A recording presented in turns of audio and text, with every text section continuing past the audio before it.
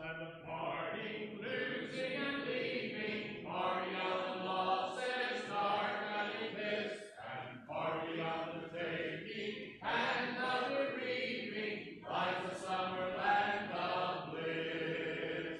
Land beyond, so fair and bright, land beyond, where is no night, summer's land, God is its light. Oh, happy summer land of bliss. Beyond this land of toiling, sowing and reaping, party on the shadows, darkening this, and party on the sighing, moaning and weeping, lies the summer land of bliss. Land beyond, so fair and bright, land beyond, where is no night, summer's land, God is its light. Oh, happy summer land of bliss.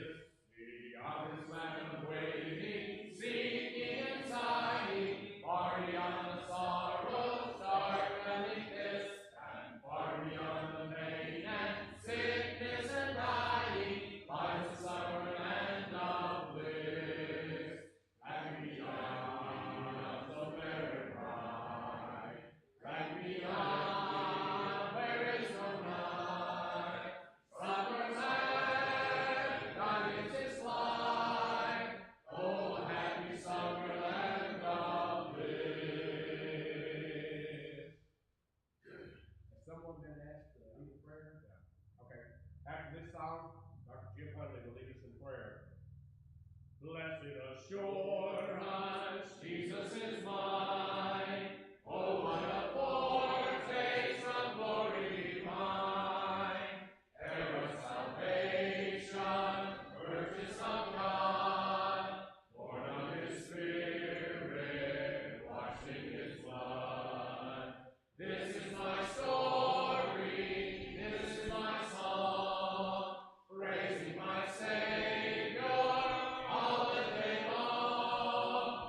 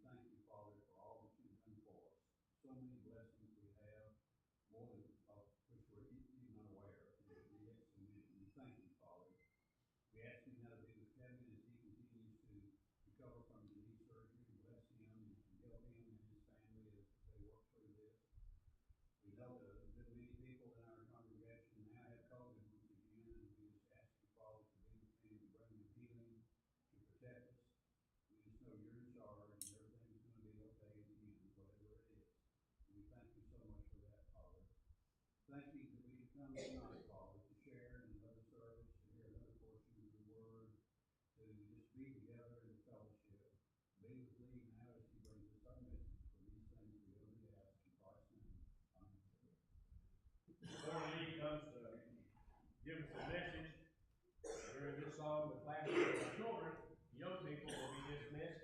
So once again, if you would, let's stand. No tears in heaven, no sorrows given, all will be born in the land. There will be no sadness, all will be gladness, when we shall join that happy band. No tears, no tears, no tears up there, sorrow and pain will no longer flow. No tears, no tears, no tears up there, no tears in heaven will be known. Glory is waiting, waiting up yonder, where we shall spend that endless day. There with our Savior we'll be forever, where no more sorrow can dismay.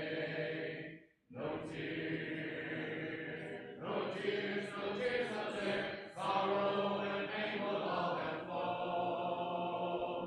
No tears, no tears, no tears up there, no tears in heaven will be known. Some morning yonder we'll cease to ponder, for things this life has brought to view. All will be clearer, save ones be dearer, in them where all will be made new.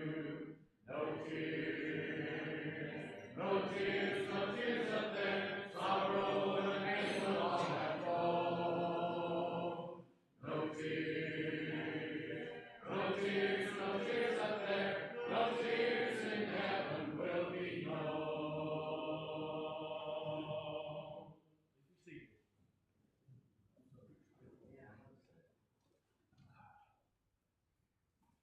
Listen, y'all, it's okay to have skittles, but let's not leave laying on the field.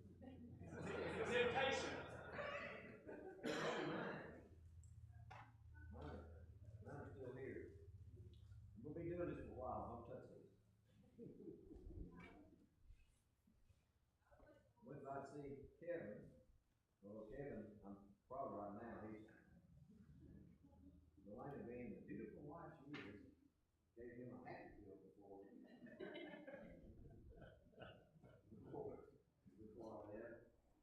We had a good visit. So about 3 minutes after that, I'm not really sure he knew I would.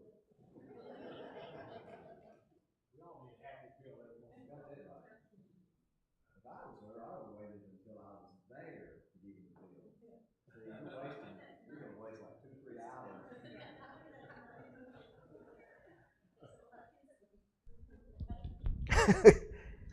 He's got a little machine I've never seen before. You know, back in the day, you put ice on stuff, but it's a little machine that circulates. Of course, the whole time I'm thinking that would come in really handy, like out on a boat or something. It has a little thing you could wrap around a drink, and it circulates cold water around it. Just saying. I can think of some times out on the lake I would have loved to have had that for various beverages. Let's open up the 1 John. This is great. I got to mention this, though. Talk to this. Kevin got to laugh at this. How many of y'all seen the otter stealing surfboards out in California? Y'all got to Google that. There's an otter that the Coast Guard's been trying to catch for like a month, and he's stealing surfers' surfboards out of Santa Cruz. Or she is, yeah. Yeah, it come out, swims out there, and runs them off their surfboard, and then have you seen it? And if they don't get off of it, it takes a big chomp out of their surfboard. And yeah, have you heard about that, Weldon? This is out in your stomping ground of California. Yeah. California, Santa Cruz. There's a surfboard. It's a Otter 480 or something. They know that. But anyway, it's funny. I saw a video and they had like a helicopter, 2 Coast Guard boats, had divers and stuff. They made this thing like it was a surfboard with a fake surfer on it, and they'd pull it along. And sure enough, he'd come out to it and he'd get on the board, but when he'd get close to something, they'd say, nope, and he'd get out in the water. So they've been trying for a month to catch this thing. You need to watch this. People are on the shore up there, cheering for the otter. This is where we left off this morning in 1 John chapter 2, and I'm going to read again verse 15. I want to talk about this because have you ever wondered why people do what they do? No, Jeff's like, yeah. How about why you do what you do, even? Yeah, that's different. Actually, the Bible tells us things that motivate us. Good things and bad things. John mentioned some things here that are of the world. If you have a King James or a New King James, it will say lust of the flesh, lust of the eyes, and pride of life. My NIV reads a little bit different. You know, Jesus refers and talks about some of this same kind of thing, and passages like where your heart is, that's where your treasure will be. You can't serve God and mammon, things like that. But I want us to look at for a while tonight, there are things that make us do what we do that can be good and bad. For instance, some things are just inherently, they're neither good nor bad. Coming to church tonight, coming to worship tonight, that's a good thing, right? Do you think, though, that somebody might come to church tonight for a wrong reason? Well, sure. Yeah, it happens all the time. You can see that a lot when people maybe pick a place of worship based on, and I have actually heard people say things, they weren't ashamed about it at all, based on maybe how it might further or promote their business or their standing in the community. They will pick a house of worship based on that. I kid you not. That's what they do. So yeah, they may be going to church, but they're going for the wrong reason. So there are motivators for things, and we're going to look at some of those tonight, just briefly. But let me read this passage, and then we'll jump in again. John says, "Do not love the world or anything in the world." Y'all catch something there? He said, don't love the world, big generic. And then what does he say? Or anything in the world. It's a little more specific. "If anyone loves the world, the love of the Father is not in him. For everything in the world, the cravings of sinful man, the lust of his eyes, and the boasting of what he has and does, comes not from the Father, but from the world. The world and its desires pass away, but the man who does the will of God lives forever." Was Jesus tempted in all ways like us? Yes. The three cases that we're given in Jesus' temptation by the devil, we're just given three. The Bible makes it plain. He came back later. Encompass all three of these. Every one of them Jesus experienced, and I think we're given those cases just to prove the point that, yes, here's three cases. The devil appealed to him in his fleshly, physical, when he was hungry. He appealed to his pride as far as being able to, fall from the building, and you're the Son of God, and He'll pick you back up again. And here's all the kingdoms of the world, which is incredible. Do you think it was the devil's to give, the kingdoms of the world? Well, in this world, how powerful is he, though? Regardless, he appealed to Jesus on every one of these three levels right here. Lust of the flesh, lust of the eyes, pride of life. Now, I mentioned this morning, if you go to 1 Corinthians chapter 13, and you can do this later, there are three other things that Paul mentions there that motivate people, and should motivate all Christians. Very end there, what does he say? Abide. There are three things abide: faith, hope, and love. Now, those are the things that should drive and motivate us. I said this morning, with the exception of, and I might ought to say this, revisit here.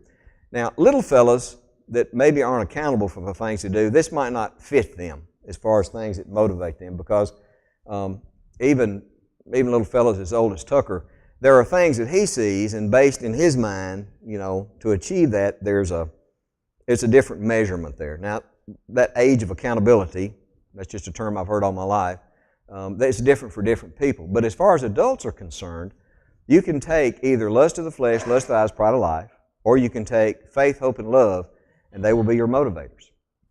How many of y'all get up in the morning going to work? Going to work. Why are you going to work? Now this is just a drill. Why do you go to work in the morning? Jonathan, why are you going to go to work in the morning? Okay. So, there's faith, hope, and love, and Jennifer's punishment. So there's four. Now, why do you support your family? Isn't that what we're told to do? And it could be, if you run the rabbit far enough down the hole, on the surface you may think, well, that's not why I'm being motivated. But if you go down far enough in the hole, how about this? When God tells us just rudimentary things to do, as Christians, we do them, hopefully not just out of habit, But what's wrong with the motivator of loving God? John's going to talk about this a little bit later when we'll get there in a few weeks. Jesus says, if you love me, you'll keep my commandments. And John will later say, this is how we know, if you keep commandments of God, that you love God.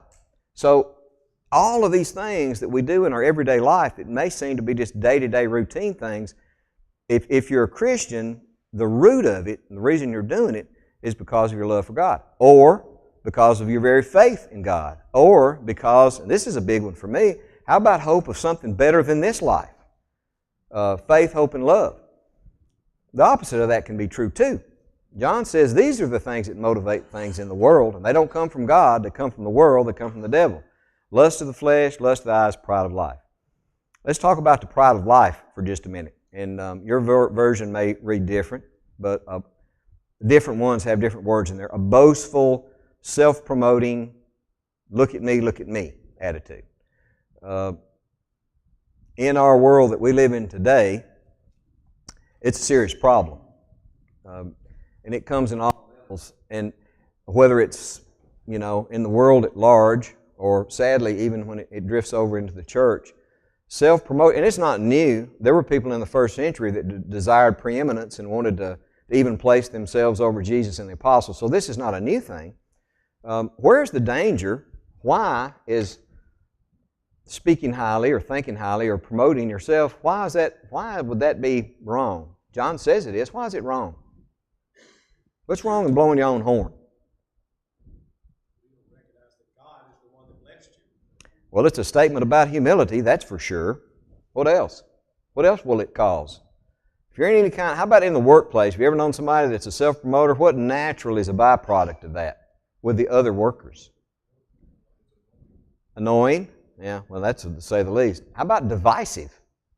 Let me just go on back. Would you say pride would be the word that would one word to describe this? Cain killing Abel was not the first sin. What was the first sin? Who committed the first sin? The devil. The devil, even before that. And what was his sin? It was pride. So if you trace it, go all the way back, it wasn't Cain and Abel. The very first one was pride. What did the devil decide he wanted to do? He wanted to place himself where? In charge. So I go back again. How serious is this? Why do you think John lists this here with lust of the flesh and lust of the eyes? It was the very first one. It was the very first thing. Now, if you get down to Adam and Eve, you think about their temptation. Think about it. It's all three of these again. She saw this fruit. She said, first, it was good to look at. It was to make her smart, and it was good to eat. So, lust of the flesh, lust of the eyes, pride of life. It'll make me smart, it looks good, and it's what I want. So, even in that, all three of these are boiled down again to just lust of the flesh, lust of the eyes, pride of life. And the devil, of course, he appealed to her, told her a half-truth. I think what finally cinched it for her was when he said, no, God didn't tell you straight. You won't die. That was a lie. And then the other half, but your eyes will be open and you will know what? Good from evil. Which was a half-truth. Same as a whole lie. Half-truth is the same as a whole lie. And because of that, your eyes will be open and they'll be like God. Well, that's a lie. He appealed to her and her senses of, well, yeah, that's pretty cool. I can eat this and I can be like God. I can know good from evil. And partially, I guess that's true. The fact of the matter is that we as human beings, we've struggled with it ever since because we can't handle that. Only God can. So these things are motivators. Now, I want us real quick to go over to Galatians chapter 5. Quickly. I want us to look at some things here. Paul, well, in fact, we could go Philippians chapter 4 too, but let's go to Galatians chapter 5. I know Mike likes this passage. Paul, Paul, because he was so educated, some of the things that he says are hard to understand, but then there are passages where he just kind of like itemizes things so it's so easy to understand, you can't possibly misunderstand it. And this is one of those passages, Galatians chapter 5. I'll tell you what let's do. Let me just read 16 through 24, because I don't want to get us out of context here. And again, this has a lot to do with what John's saying about walking in the light, living in the Spirit. Paul says, so I say, live by the Spirit, and you will not gratify the desires of sinful nature. These desires of sinful nature that Paul says here are the very same things that John's talking about that we just read. Lust of the flesh, lust of the eyes, pride of life. Sinful nature. Your version may read a different than that. For the sinful nature desires what is contrary to the Spirit, and the Spirit what is contrary to the sinful nature. Where's that passage? Romans chapter, well, I'm losing my mind here. 7, Paul talks about the war that's in himself. Am I right about that? Romans chapter 7? Yeah. I love that passage because I can identify with it so well. Paul talks about, the things that I know I should do, I don't do. The things I know that I shouldn't do, I do. And then when he sums it all up, he says, and this is something that we need to understand today. If Paul says it then, it's just as true today. That war that's going on between good and evil and between the flesh and the Spirit, Paul says that, and this applies to us today, that whenever it pops in your head to do good, something pops in your head, hey, I need to go see somebody, or I need to send a card, or I need to do this and that. In Romans chapter 7, you know what else Paul says? Every time it pops in your head, what's present with you? Evil's present with you. The devil is always going to counter that, every single time. It's that spiritual law again. And I always, this sounds crazy, and I don't mean to belabor the point. I know y'all get tired of hearing this, but everything that he made in the physical realm has a mirror to the physical. How about this? Some of you people that are better in science than I am, I think this was Einstein. For every action there is an equal opposite reaction. Is that not a law? It is in the spiritual realm too. If you want to do good, there is a negative for that. And it's up to us to decide what we're going to do with it. Newton, sorry. Thanks. I know the teacher would find it. That's why we need the teachers here. Yeah, to correct my spelling and so Newton's. Well, I should have known that because Butch, isn't that one of those things? I think I was supposed to learn that in flying. Newton's law, something about the propeller and the deal and the prop, or something. Yeah. Going back too far. Yeah. Yeah, spiral progression and something. Anyway, that's something to do with left turn tendencies. But whatever. Newton's law. But again, there's a law there, a spiritual absolute. So let me read a little bit further. They're in conflict with each other. So, in fact, this sounds almost like Romans chapter 7. So that you do not do what you want. But if you are led by the Spirit, Paul says led by the Spirit. John phrases it walking in the light, but they're the same thing. You cannot walk in the light if you're aside from the Spirit. And then he talks about this. These will all be, I mentioned this morning that you have lust of the flesh, lust of the eyes, pride of life, and there are many, many subcategories underneath that. Here's some of them. Acts of sinful nature are obvious. Your version may read, are made manifest, made known. Sexual immorality, impurity, debauchery, idolatry, witchcraft, hatred, discord, jealousy, fits of rage, selfish ambition, dissensions, factions, envy, drunkenness, orgies, and the like. I warn you, as I did before, that those who live like this will not inherit the kingdom of God. Some of the things that he mentions here are some of those subcategories. Some of them we can look at and say, well, I don't do that, but some of them maybe we're a little more apt or prone to do.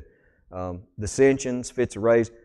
We don't talk about divisiveness enough in the church, I don't believe. I think the devil plays that card on us a lot. I mentioned this morning, and I said, do you think Paul, as Saul, in fact, the Bible, he even says he did, up until the time on the road to Damascus, do you think he thought he was walking in the light? Absolutely. Sure he did. Until he was shown otherwise. So some of the things that we do, we convince ourselves that it's okay to do. I did say this, and I'm convinced too that Paul, when Jesus said, it's hard for you to kick against the pricks, his conscience bothered him, or Jesus would not have said that to him. But we have these things that we're told we're not supposed to do, but it's so easy for us to get caught up in doing them. and not see it in other people. I mean, not see it in ourselves, but see it in other people. And that divisive part comes in. How many of you can see things in your children, negative qualities, but you don't see them in yourself? There are things now that I can look back, and now after Dad's passing, I can see that, and they're not necessarily bad things. Some of the things that I do now that Cindy will remind me that that's just exactly what your dad said or how he would, just exactly. And at the time I'm doing it, it never dawns on me. This morning, Delana, Samantha was coming in. She was talking behind me. I thought it was you. Kid you not. Her voice sounded just like, I turned around like, uh-oh. So we pick up on these things, but the point I'm trying to make is, if these things are in our life, how important is it for us, and this is the tough part, if we can't see it in ourselves, and maybe you're not fortunate enough to have a wife or a husband to point them out to you, how important is it for us to keep each other straight? Does that make sense? I mean, if it's going to cost somebody their soul, it's pretty important. The divisive part and causing division, I've seen more things in the church, division caused. I heard it said a long time ago, and I can't remember who said it, somebody smarter than me, that divisions and splits caused in the church 99% of the time are never over what the Bible says, but what it don't say. Somebody wants to make an issue out about something that just, there's nothing there. So they want to use their opinion. And you talk to somebody, and once they get set in their ways on an opinion, or maybe how they were raised, or maybe something they heard preached in the Lord's church for years, and you come up with a different position on it, and I'm not saying book, chapter, and verse stuff, I'm talking about something just an opinion. Oh boy, it's like, rah! They're ready to go to war about it. I've seen it. If you've been in the Lord's church any period of time, I've seen some division caused over some of the silliest things you could possibly imagine. But people really are willing to go to war about it. That is a work of the flesh. That's what it is. If you want, the devil's pride caused him to sin, but what was the natural byproduct of that? This is crazy. If you think the church is immune from division, what happened in heaven? There was a division. There was a division. So the devil took a third, just right off the bat, of the angels. So if you think the church and us as human beings are immune from a divisive spirit, oh no. The elders have to be constantly watching for that. A lot of that has to do with, we're to contend for the faith, but we're not to be contentious for the faith. If there are things that are neither book, chapter, and verse that we can let go, then sometimes you got to go along and get along. There will be things that will happen that may be, in your mind, and it may be something, I think this is a whole other lesson. There are some things, whatsoever is not of faith is of sin. There may be things, Curry, that you was raised, if you did it and it defiles your conscience, well, then you shouldn't do it. But that doesn't give you the right to maybe bind something on me that you don't have a book, chapter, and verse for. That makes sense. That's a whole other lesson. But in the brotherhood, that's something we have to be careful of. So divisiveness, and gosh, jealousy, discord. I've already talked about selfish ambition, factions, envy. Envy's something it starts at an early age. And I got to tell you, the material part too, and I guess the lust of the eyes part, I don't remember at 6 or 7 years old caring one way or the other what kind of blue jeans or shoes I wore. I didn't care. Mom and Dad bought whatever, and I wore them. It didn't matter whether I liked them or not. That's what you're going to wear. There was never... But now, Tucker's going into the first grade. He'll be 7 here in a month. And at that age, they are already talking about certain brands and names, and it's incredible to me, and I'm sure it's because of the exposure they get. But we haven't even, other than TV, he talks to kids at school that have stuff. He's bound and determined that he's going to have a Game Boy or an Xbox. We don't have one in our house, but he already has a lot of friends at his age, and they have them, and they play on them continually. Say what, Alice? Yeah, really. Well, we're still debating that. There would have to be some certain, the only reason I would do that would be to use it as a tool other than spankings to get discipline. You see, I might, that would be the only thing. Well, we're going to take that away from him and maybe straighten him up with that. But the name brand stuff, oh man, I went out and bought him a mouthpiece for football. Well, I just went out there to Sport World and I got one like we had, Curry, boil in the water, bite it and stuff. Oh, no, he can't have that one. He's got to have one that has like a lion's mouth on it or some kind of, looks like a shark tooth. And I said, you're not getting that.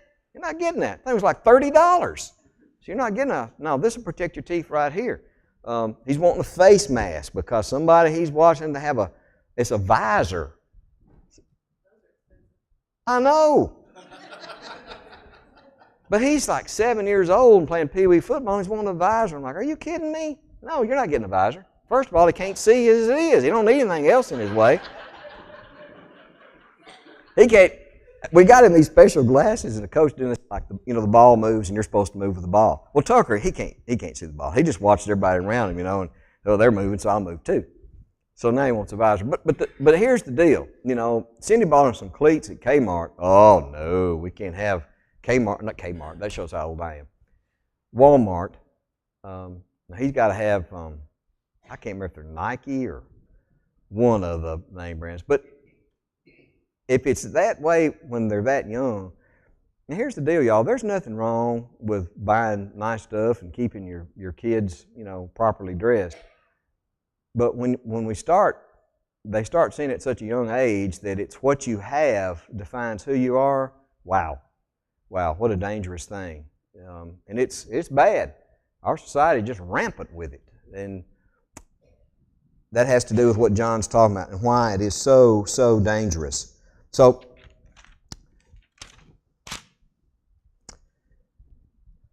why do we do what we do? I guess really, as far as the church is concerned and us as individuals concerned, it may be the most important question. Why do we do what we do? What's important to you? What's important? Think about it just for a minute right now. And there may be different answers for this, but there's one that should be paramount. Why are you here tonight? Why are you here? A lot of people decided they're not going to come out tonight. And I'm not saying they may have something going on. That's between them and God. I said last week, one thing that I guarantee you will not get you around your judgment is passing judgment on other people. You will never, ever escape your judgment by passing judgment on other people. So don't do that. But other people made other choices. So why are you here? Is it even an important question? Do you think it's important? I do. I think it's important. I think it is possible, as far as the vision or the people can see, possible for people to do the right thing for the wrong reason. You see a lot of times big celebrities and stuff, and they'll give thousands or millions of dollars to some kind of charity, and I guess their publicists make sure that everybody knows they did it. Maybe some good was done, but as far as their motivator for it, maybe it's just the publicity from it. I don't know. In the Lord's church, I think it's important for us to do the right thing and do it for the right reason. I think ultimately, if you scratch the surface enough, people will see through and see eventually whether you're doing things for the right reason or not. And I think it's important. I think it has to do with us living like we're supposed to do. And it's not just a church. It's how we live our everyday life. And the Bible actually addresses some of these things. At work, you go to work, you do a good job, and hopefully you're recognized for that and you'll make more money. But why? But even if you don't, who are you working for? Yeah, you're working for the Lord. I mean, the Bible tells us that. So the right reason is because you're working for God. Maybe you'll get recognized for it. Maybe you won't. I don't know. But again, it has to do with what's motivating you. It happens so often, and I've been guilty of this as a younger man.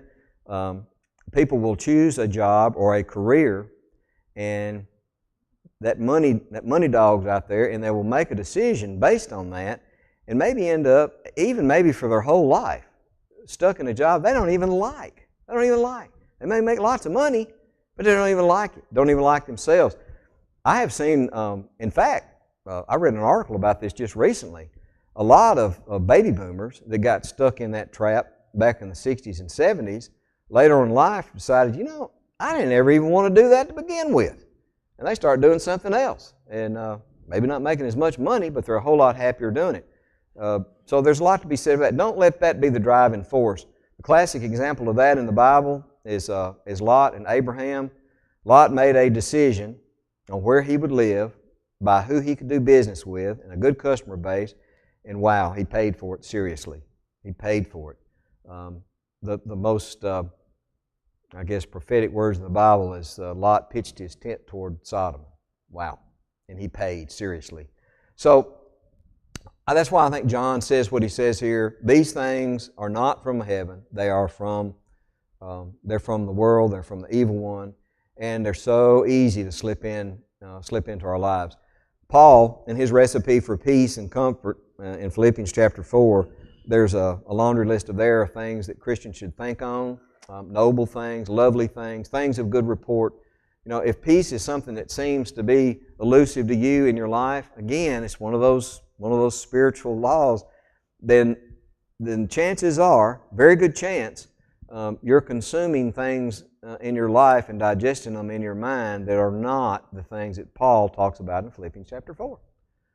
You're dwelling on some of these other things. The world, one of the other, some of you other teachers, since Jonathan is gone, I can't remember what scientist came with this about nature in a vacuum. Nature can't stand a vacuum. Don't like it. Going to fill it with something if it can. Spiritually speaking, you can't just leave a hole there.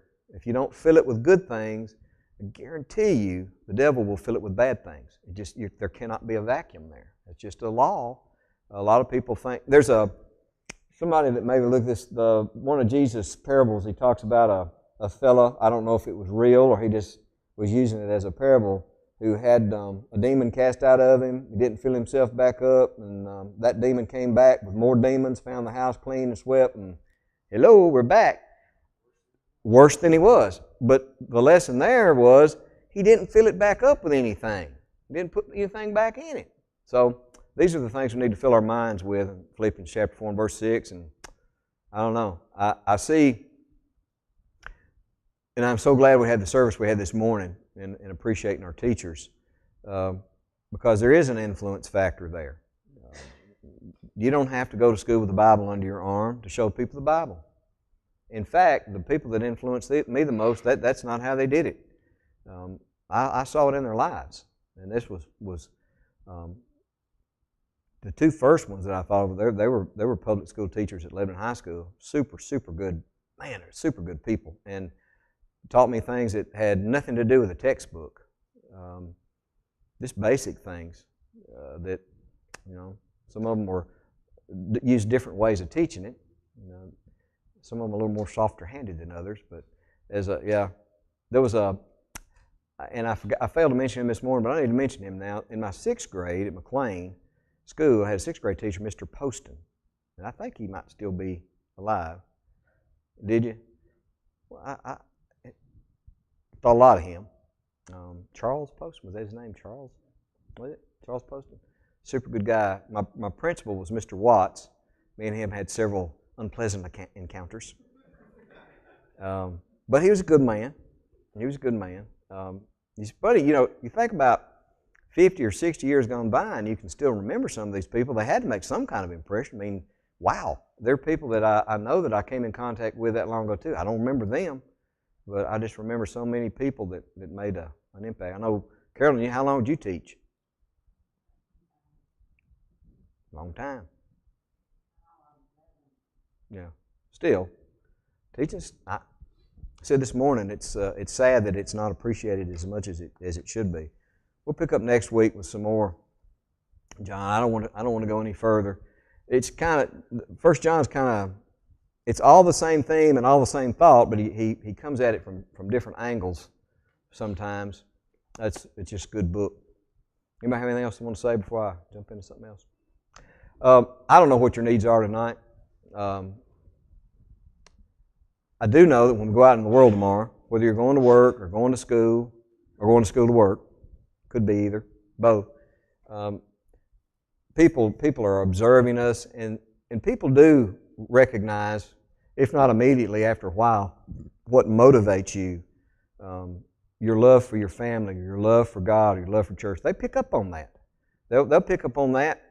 Even if you don't say anything, you can pick up on somebody's demeanor about it. How many of you have been around somebody maybe for a day or two, and just by watching them and observing them, and they may be silent most of the time, pick up something there that you don't see from something else, and maybe you find out later on, hey, they're a member of the Lord's church. That's happened to me before. It's important for us to do that. And as we study John, we'll pick up more and more about how people perceive us as Christians. We talked about last week that Jesus Himself said, this is how people are going to know that you're mine, is if you love one another. If you love one another and you love God and you love other people, then people will know that you're mine. You don't have to get up and preach doctrine and beat them over the head with the Bible. They'll know it. They'll know it, and they'll be receptive to that. Whatever your needs are tonight, if you need prayers, this is going to be a busy week for a lot of folks. Maybe you need some prayers just to get you through your week. Got a lot of folks sick. Maybe you need some prayers in that regard. Whatever your needs are, come now as Curry leads us in the song. Come to Jesus, He will save you, though your sins as crimson flow. If you give your heart to Jesus, He will make it white as snow. Come to Jesus, come to Jesus, come to Jesus, come today.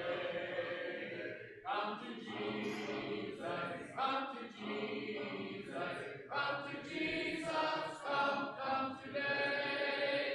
Come to Jesus, do not tarry, enter in at mercy's gate.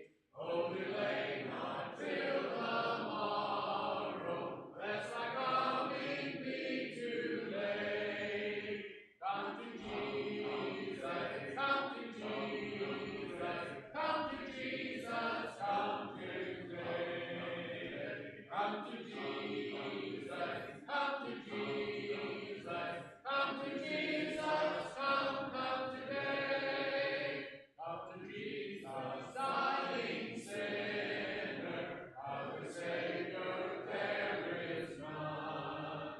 He will share with you His glory when your pilgrimage is done. Come to Jesus, come to Jesus.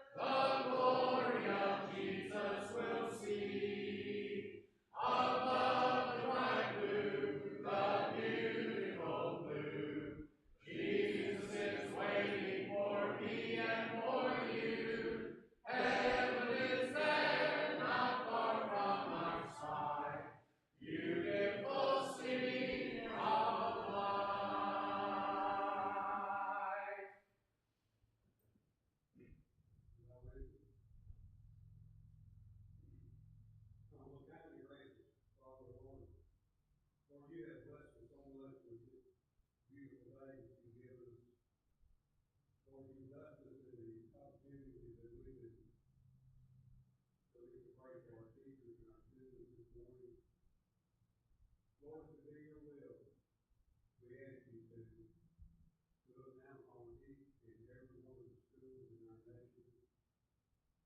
Lord, we need to do everything we can do to keep Satan out of our schools. Lord, we ask you to guide them and protect them. Lord, there was a multitude of brothers and sisters this morning that needed in prayer that were sick, some in hospitals.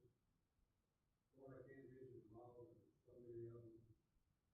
But Lord, we do ask you to be with Brother Howard Robinson, Brother Dave Brennan at this time. Lord, we're so thankful that you can reach out with your loving hand and hold them and comfort them. If it be your will, Lord, help them return back to thee.